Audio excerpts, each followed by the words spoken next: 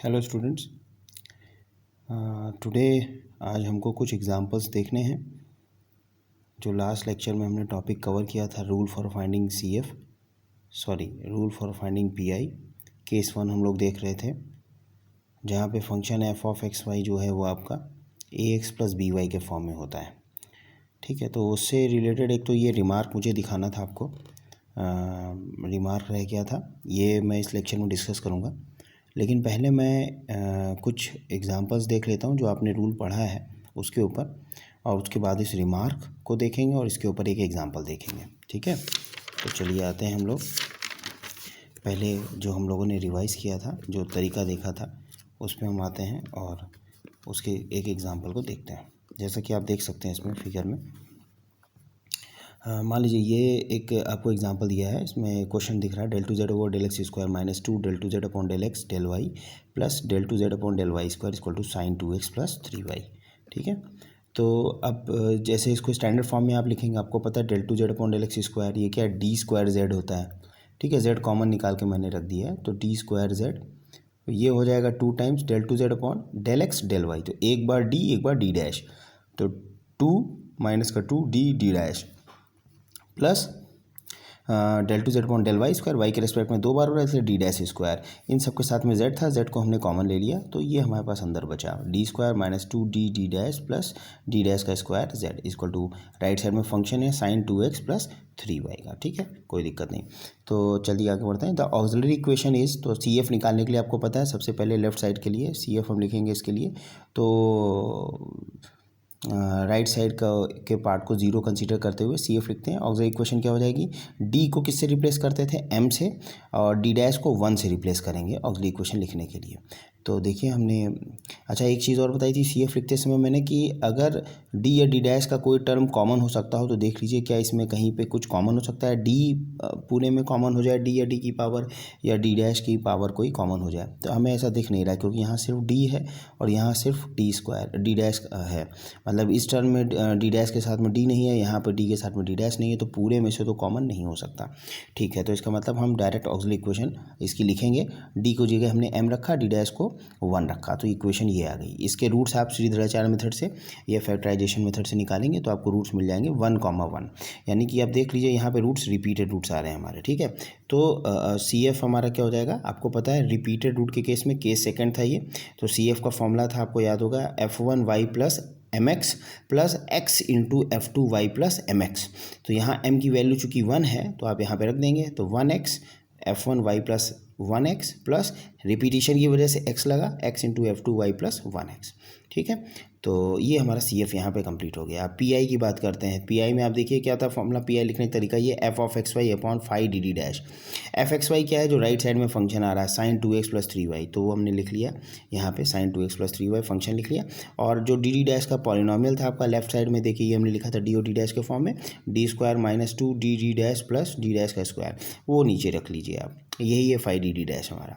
ठीक है, तो अब आपको पता था क्या करना है, सबसे पहले तो जो ए एक्स प्लस बी वाई के फॉर्म में फंक्शन है, साइन से कोई मतलब नहीं, अंदर देखिए 2x प्लस 3y है, तो इसको लिख लीजिए 2x प्लस 3y। इसको इसमें x का कोफिशिएंट आप देखिए, x का कोफिशिएंट है 2, तो इस ये हमारा ax प्लस by से जब आप इसको कंपेयर करेंगे तो x के साथ यहाँ 2 है, तो a की वैल्यू क्या हो जाएगी, x के साथ a आता है, तो a की वैल्यू हो गई 2।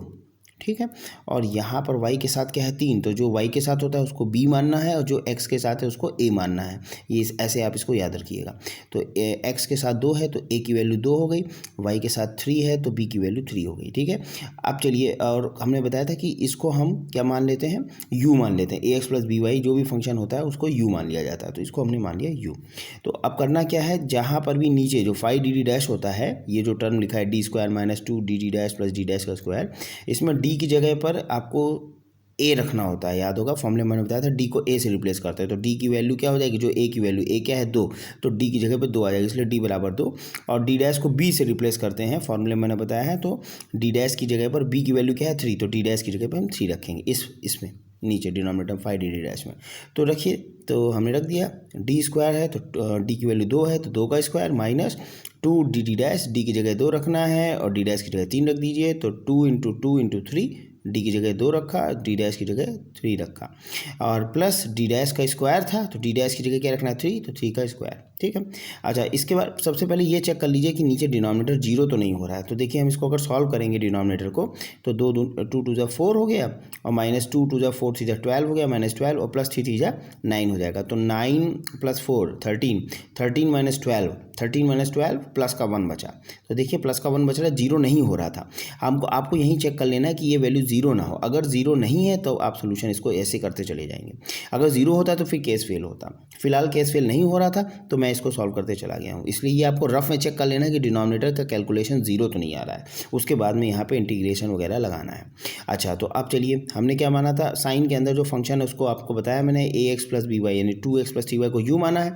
यहाँ पे इसकी जगह u आ जाएगा, तो ये हो गया साइन u। और हमने बताया था कि कितनी बार इसको इंटीग्रेट करते हैं। इंटीग्रेशन डिपेंड करता है कि नीचे जो पॉलिनोमियल डी के डिग्री में लिखा है वो उसमें देख लीजिए डी या डी डैश की हाईएस्ट डिग्री टर्म कितना जा रहा है, मतलब मैक्सिमम डिग्री कितनी है इस पॉलिनोमियल की। तो चूंकि ये होमोजीनियस है तो आप देखेंगे हर एक टर्म की डिग्री सेम ही है। तो ये भी 2 है डिग्री, इस टर्म की भी डिग्री 2 है, इस टर्म की भी डिग्री 2 है, यानी 2 डिग्री है इस पूरे पॉलिनोमियल की। यानी इसको हमें इस फंक्शन को जो आप ऊपर फंक्शन लिखा है यू के फॉर्म में लिखने के बाद साइन यू आया है, इसको हमें 2 बार इंटीग्रेट करना है, क्योंकि यहाँ d² आया था। अगर d³ आ रहा होता तो 3 बार कर रहे थे, तो 2 बार लगाया इंटीग्रेशन का साइन। और चूंकि u हमने मान लिया तो u के रिस्पेक्ट में इंटीग्रेशन होता है du 2 बार du लिखा, 2 बार इंटीग्रेशन साइन लगाया, 2 बार du लगा दिया। अब नीचे आ गए तो नीचे क्या, एक बार इंटीग्रेट करिए। तो साइन x का जो है पहली बार इंटीग्रेशन करेंगे आप, साइन x का आपका हो जाएगा -cos x इंटीग्रेशन।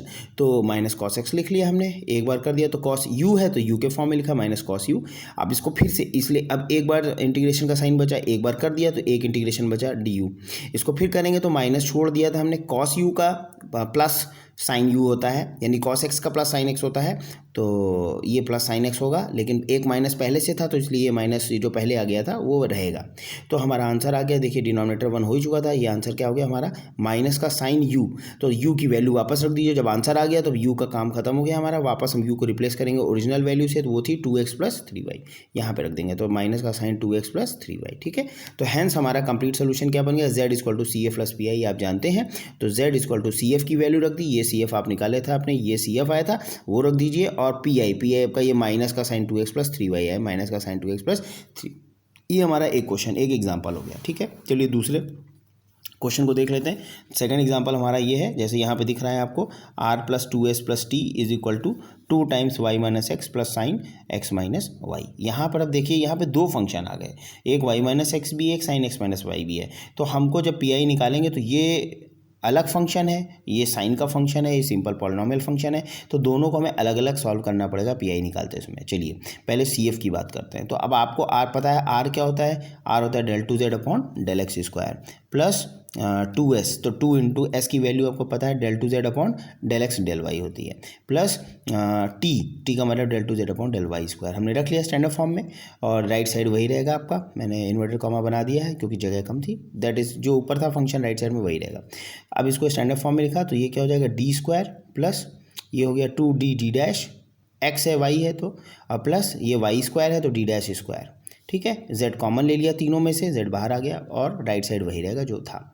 तो ऑक्सिलरी इक्वेशन CF निकालना है आपको। तो ऑक्सिलरी इक्वेशन क्या हो जाएगी, ऑक्सिलरी इक्वेशन CF निकालने के लिए हम लिख रहे हैं, तो ये हो गया m² + 2m + 1 = 0। देखिए d की जगह m रखना है और d' को 1 रखना है, तो यही आ जाएगी। आप देख लीजिए, z को छोड़ देते हैं, z को इसमें नहीं लिखना होता है, z को छोड़ देते हैं और राइट साइड 0 ले लेते हैं। CF के लिए ऑक्सिलरी इक्वेशन में राइट साइड 0 माना जाता है। z को छोड़ के बाकी d की जगह m और d' को 1 रख देते हैं। अब ये इक्वेशन आ गई, इसके रूट्स निकाल लीजिए सीधेचार मेथड से या फैक्टराइजेशन मेथड से। देखिए 2 इसके रिपीटेड रूट्स आ रहे हैं, तो फिर से वही लगेगा। केस 2 हमारा जो CF का मैंने बताया था रिपीटेड के लिए f1y + mx + x × f2y + mx होता था। अब यहाँ m की वैल्यू माइनस में है, इसलिए +1 की जगह -1 × x आ रहा है। तो f1y - x + x × f2y - x हो गया, ठीक है। अब PI की बात करते हैं, CF हमारा कंप्लीट हो गया। PI की बात करते हैं। PI में दोनों फंक्शन जो राइट साइड में थे वो दोनों लिख लीजिए, 2y - x + sin x - y दोनों लिख लीजिए। तो यहाँ पे देखिए आ गया 2y - x upon FD। FD क्या है आपका, ये जो D में पॉलिनोमियल था, सॉरी 5d d' जो आपका है हाँ राइट साइड में होता है, स्टैंडर्ड फॉर्म में हम बता चुका हूँ मैं। तो ये हमारा ये पॉलिनोमियल नीचे आ जाएगा। अच्छा ये है क्या, ये एक्चुअली में a प्लस बी का होल स्क्वायर लिखा हुआ था, तो इसको इस तरह से भी आप लिख सकते हैं, डी प्लस जी डैश का होल स्क्वायर, और आप ऐसे भी लिख सकते हैं अगर चाहें तो एक्सपेंडेड फॉर्म में, इससे कोई फर्क नहीं पड़ेगा, आंसर तब भी सेम ही आएगा। तो यहाँ पे मैंने इसको होल स्क्वायर करके लिख दिया क्योंकि ये होल स्क्वायर लिखा था डी प्लस जी डैश का, ठीक है। प्लस ऐसे ही दूसरा टर्म था साइन एक्स माइनस वाई, उसके अपॉन में डी प्लस जी डैश का होल स्क्वायर ले लिया है, तो वो लिख लिया है, ठीक है। तो इस तरह से ये हो गया। चलिए अब इसमें दोनों का चूंकि अलग अलग तरह के फंक्शन है, इसलिए दोनों को अलग अलग इसका पीआई हमें निकालना पड़ेगा। तो हमने मान लीजिए पहले वाले को मैंने P1 मान लिया और दूसरे वाले को मैंने P2 मान लिया है, ठीक है।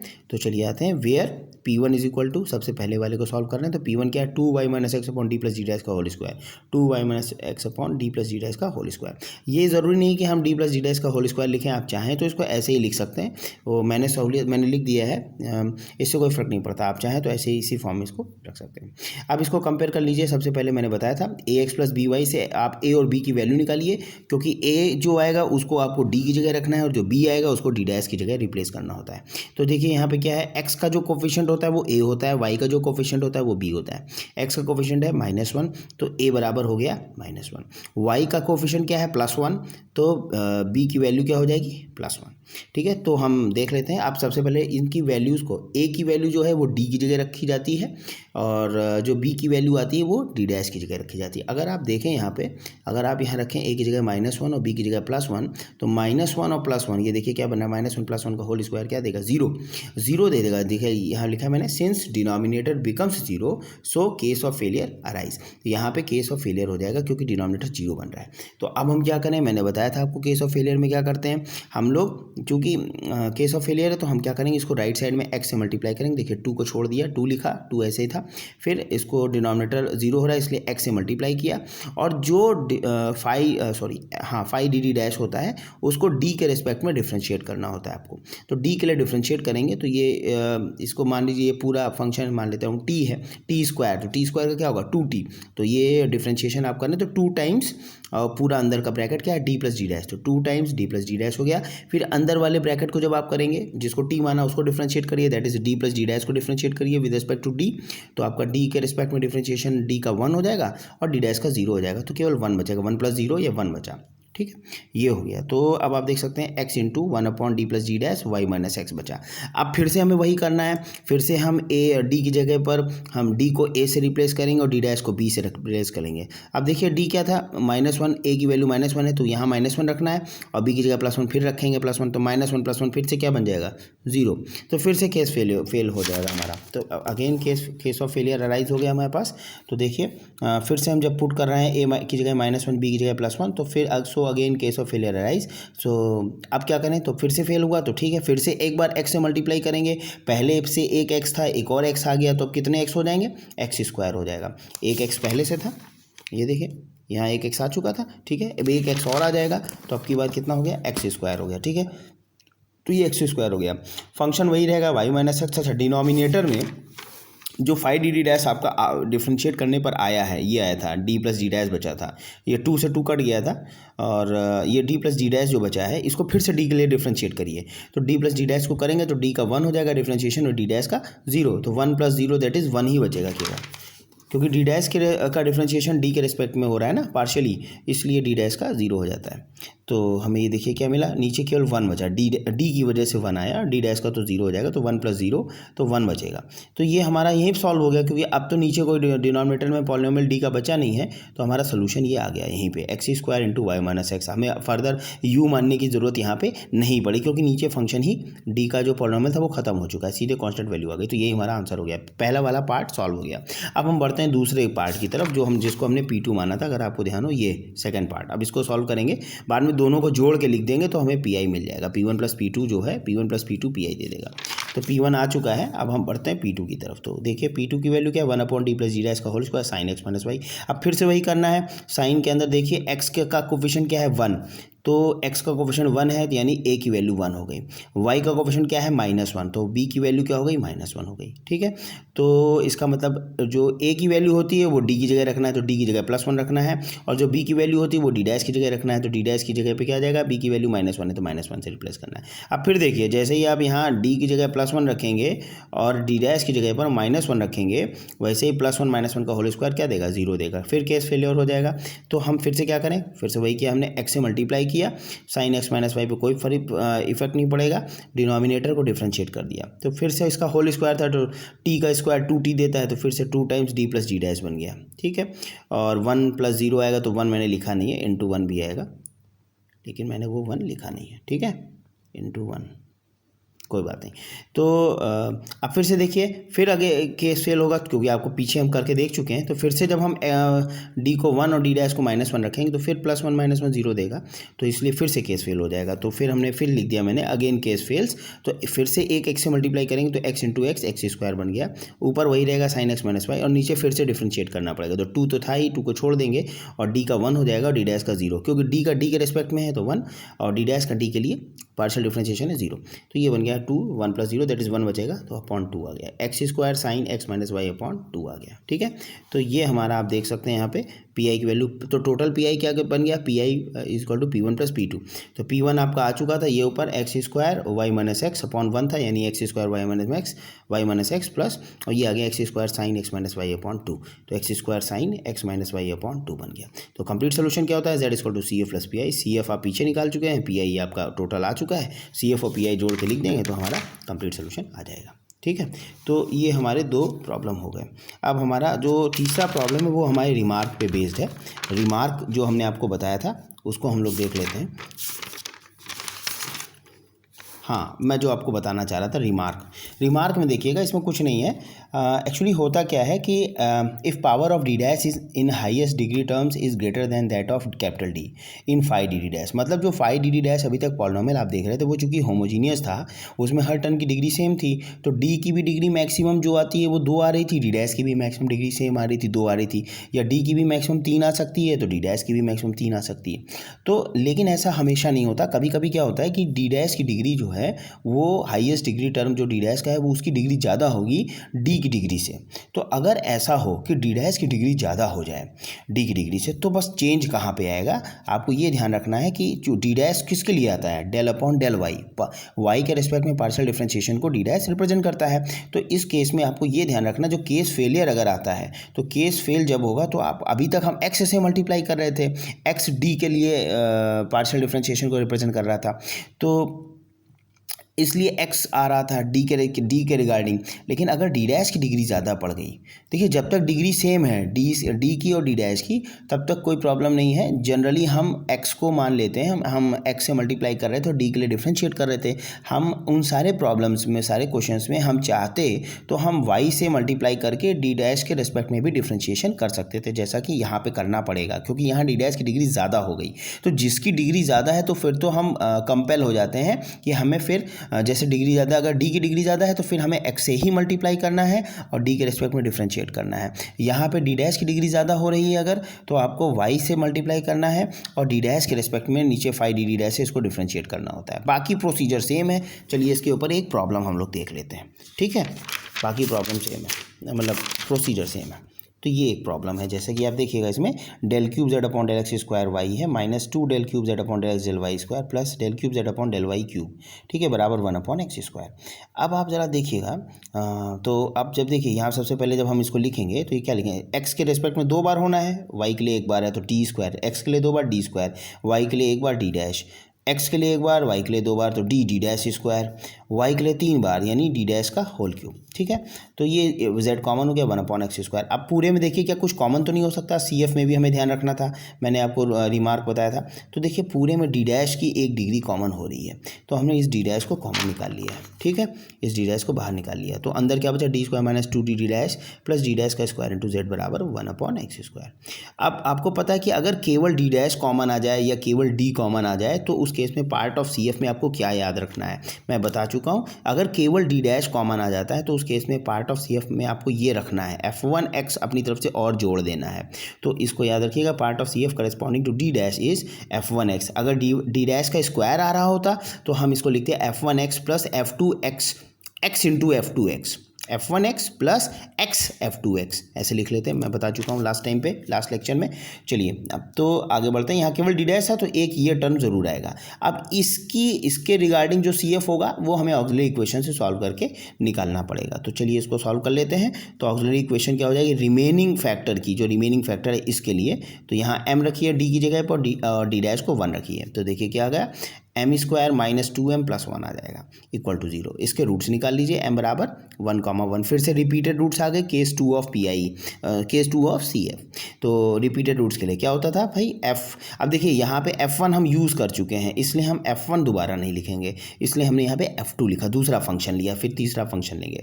तो रिपीटिशन है तो f2y प्लस mx होता था, m की value 1 plus x f3y plus mx होगा, m की वैल्यू फिर से 1। तो y प्लस एक्स यहाँ भी हो गया, y प्लस एक्स यहाँ भी हो गया, x रिपीटिशन इसलिए x से मल्टीप्लाई हुआ। ठीक है, तो कंप्लीट सी एफ हमने पूरा सी एफ क्या आ गया भाई, वो पहला वाला भी लिख लिया हमने f1x और बाकी दोनों भी लिख लिए f2y प्लस एक्स और plus x f3y plus x. तो ये हमारा कंप्लीट सी एफ बन गया। अब बात करते हैं पी आई की। तो पी आई देखिए 1 अपॉन पूरा पॉलिनोमियल लिख लिया आपने और जो फंक्शन था 1 अपॉन एक्स स्क्वायर उसको लिख लिया। तो अब सबसे पहले तो आप ये देख ही चुके हैं कि यहाँ पे डी डैश की डिग्री सबसे ज़्यादा है, डी डैश का क्यूब है और यहाँ पे देखिए कहीं पे डी का क्यूब नहीं आ रहा है, या डी की डिग्री 1 है, यहाँ डी की डिग्री 2 है, तो सबसे ज़्यादा डी डैश की डिग्री आ रही है। तो इसका मतलब ये हुआ कि अगर केस फेल होता है, इन केस ऑफ फेलियर आएगा तो हमें फिर हम x से मल्टीप्लाई नहीं करेंगे और d के रेस्पेक्ट में डिफरेंशिएट नहीं करेंगे। हम क्या करेंगे, हम चूंकि d डैश की डिग्री ज़्यादा है तो हम y से मल्टीप्लाई करेंगे और d डैश के रेस्पेक्ट में पार्शियली डिफरेंशिएट करेंगे डिनोमिनेटर को। ठीक है, अच्छा अब ये फंक्शन है, देखिए इसको कैसे ax प्लस by के फॉर्म में आप लिखेंगे। तो देखिए 1 अपॉन एक्स स्क्वायर को हम लिख सकते हैं x की पावर, इसको नीचे से ऊपर लेके गए तो +2 थी पावर, ऊपर गई तो -2 हो गई, तो इसको लिख सकते हैं आप x की पावर -2। अच्छा इसको हम कैसे लिख सकते हैं, ax प्लस by के फॉर्म में, पावर -2 को थोड़ी देर के लिए आप भूल जाइए, केवल x लिखा है। अगर मान लीजिए केवल x लिखा है तो आप केवल x को आप ऐसे लिख सकते हैं, अगर x है तो आप इसको लिख सकते हैं x प्लस 0 इंटू वाई, क्योंकि हमें इसको लिखना कैसे था, ax प्लस by के फॉर्म में, देखिए ऐसे लिख सकते हैं। अच्छा अब क्या है, x के ऊपर -2 पावर है तो हम इसको लिख सकते हैं x प्लस 0 इंटू वाई की पावर -2। अब इसको हम u मान सकते हैं, ax प्लस by के फॉर्म में है तो ये पूरा u की, तो x की पावर -2 बन जाएगा, u की पावर -2 ऐसे बन जाएगा ये। ठीक है, इसको फर्दर हम सॉल्व कर लेंगे। तो ये तो मैंने बताया कैसे हम लोग करेंगे। अब ये देख लेते हैं किसकी जगह पे क्या रखना है, a और b क्या है, x का कोफिशिएंट a होता है, y का कोफिशिएंट b होता है, x की जगह पे 1 आ रहा है तो a बराबर 1 होगा और y के कोफिशिएंट 0 है तो b बराबर 0 होगा। चलिए अब रख के देखते हैं इसको। तो यहाँ देखिए हमने रखा, तो अच्छा हाँ इसको चीज़ को हमें चेक करना है, डिनोमिनेटर रखने से पहले हम डिनोमिनेटर सॉल्व करके देख लेंगे कि डिनोमिनेटर 0 तो नहीं आ रहा है। अच्छा इस केस में आप देखिए हमने अलग से सॉल्व किया तो हमें पता चला कि डिनोमिनेटर 0 हो रहा है। ठीक है, देखिए आप इसमें रखेंगे तो ये 0 हो जाएगा डिनोमिनेटर, डी डैश की जगह पे आपको 0 करना था। देखिए चूंकि 0 क्यों हो रहा है, क्योंकि b की वैल्यू 0 है और डी डैश की जगह पे 0 रखना है और हर टर्म में डी डैश है, डी डैश यहाँ भी है, डी डैश यहाँ भी, तो 0 प्लस 0 डी चाहे जो हो मल्टीप्लाई होगा 0 से तो 0 ही हो जाएगा रिजल्ट, 0 0 0, तो इसलिए डिनोमिनेटर 0 हुआ।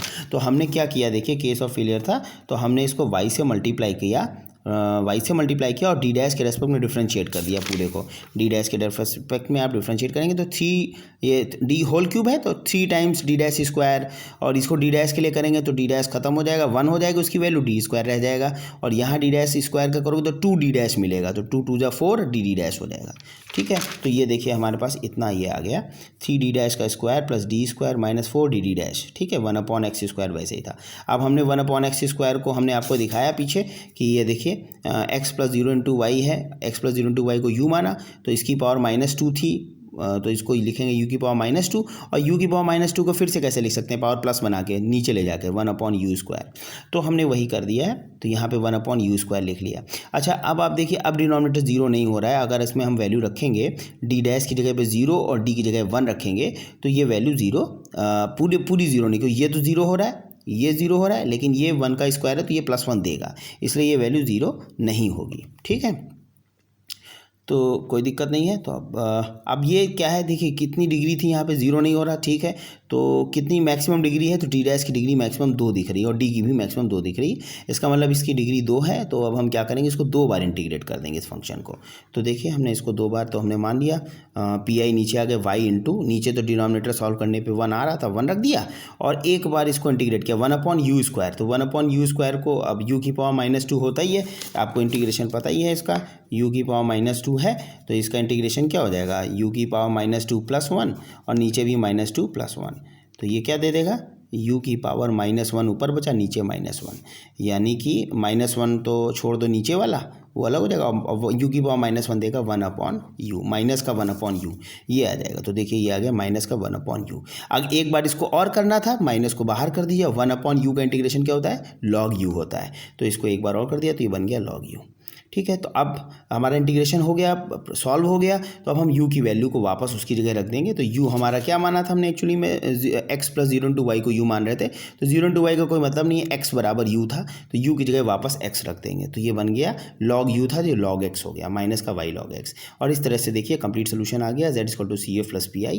तो CF रख दिया हमने पूरा और PI -y log x रख दिया। तो दिस इज़ हाउ, कैसे हमने इसको, इस प्रॉब्लम को पूरा कवर किया। तो ये के रिमार्क था, अगर डी डैश की डिग्री ज़्यादा हो जाएगी तो फिर हमें केस ऑफ फेलियर अगर आता है तो फिर हमें y को रखना है। अच्छा, जो हमने जनरल मेथड पहले पढ़ा है, पहले तो एग्जांपल देखे, उसमें कहीं पर भी ऐसा नहीं था कि d की डिग्री ज़्यादा हो डी डैश की डिग्री से। अगर d का स्क्वायर आ रहा था तो डी डैश का भी स्क्वायर आ रहा था। तो ये बाय डिफ़ॉल्ट है कि हम d के रेस्पेक्ट में कर रहे हैं, मतलब हम x, केस ऑफ फेलियर के केस में हम x से मल्टीप्लाई कर रहे थे और नीचे d के रेस्पेक्ट में डिफ्रेंशिएट कर रहे थे। ठीक है, डी के रेस्पेक्ट में डिफ्रेंशिएशन कर रहे थे फाई डैश का। तो ये ज़रूरी नहीं है, बाय डिफ़ॉल्ट हम ऐसा करते हैं। आप चाहते हैं, हम अगर चाहें, अगर डिग्री दोनों की सेम है डी और डी डैश की, तब तो उस केस में हम फ्री हैं, हम किसी के भी रेस्पेक्ट में पहले डिफ्रेंशिएशन कर सकते हैं और उसी वेरिएबल के रेस्पेक्ट में मल्टीप्लाई कर सकते हैं। मतलब हम चाहते तो वाई के लिए भी कर सकते थे और डी डैश के लिए डिफ्रेंशिएशन कर सकते थे, वाई के लिए मल्टीप्लाई और डी डैश के लिए डी डैश के रेस्पेक्ट में डिफ्रेंशिएशन। तो ये हम पर डिपेंड करता है, हम बाय डिफ़ॉल्ट। लेकिन जब डिग्री जिसकी ज़्यादा हो गई, अगर डी की डिग्री ज़्यादा है तो हम कंपेल हैं कि हम एक्स से ही मल्टीप्लाई करेंगे और डी के लिए डिफ्रेंशिएट करेंगे।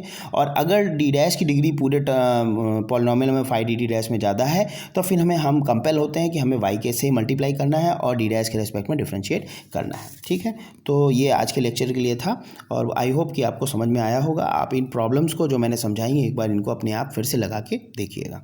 Thank you.